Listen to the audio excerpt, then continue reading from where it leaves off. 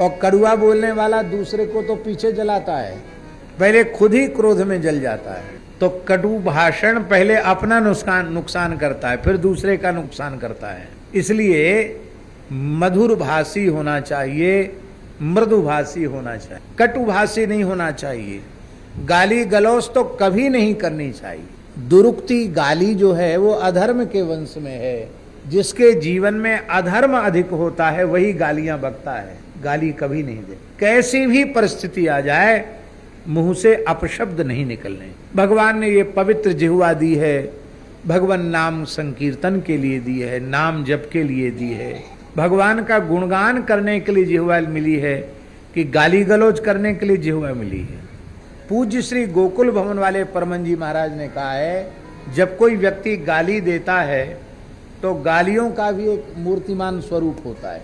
वे राक्षसी देह में वे अपशब्द मुंह से निकलते हैं, रोते चीखते चिल्लाते हुए निकलते हैं और शाप दे करके जाते हैं कि तुमने हमारा दुरुपयोग किया है, दुष्प्रयोग किया है, तो जैसे हम जल रहे हैं ना ऐसी तुम जन्म जन्मों तक जलते रहोगे।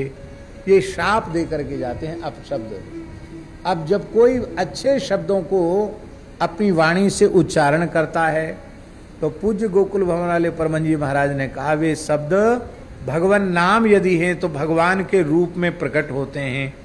नारायण कहते ही शंख चक्र गदा पद्मधारी भगवान प्रकट होते हैं, राम कहते ही धनुर्वाणधारी राम जी प्रकट होते हैं, कृष्ण कहते ही मुरली मनोहर श्री कृष्ण प्रकट होते हैं।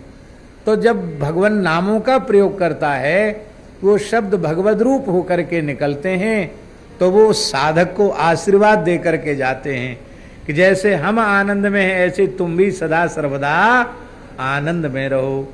इसलिए अपशब्द बोलना ये कायरता है। ये गाली गलौज जो है ये कलयुग में ज्यादा बढ़ा है, अन्य युगों में गाली गलौज नहीं था।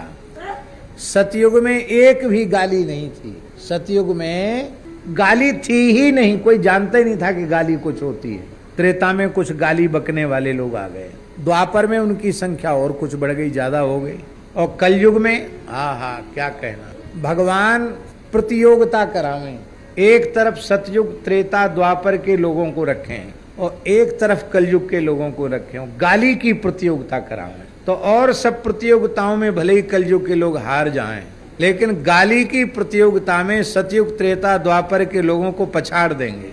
इतनी गालियां हर क्षेत्र में अलग अलग भाषाओं में अलग अलग तरह की गालियां, पर ये गाली देना अच्छी बात नहीं।